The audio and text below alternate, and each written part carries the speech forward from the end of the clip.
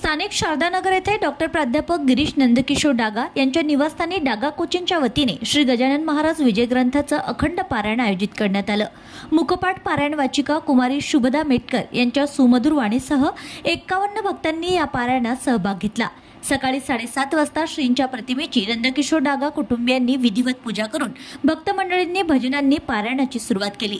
पारायणानंतर भक्तांनी गजानन बाबांची 52 गायन करून महाआरती संपन्न केली आहे। आरतीनंतर सर्व भक्तांनी प्रसादाचा लाभ घेतला।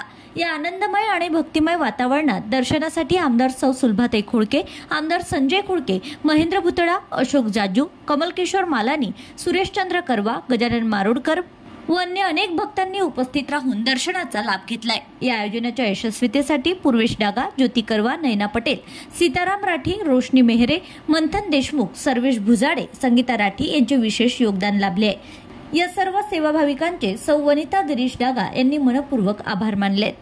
Bureau report, RCN news.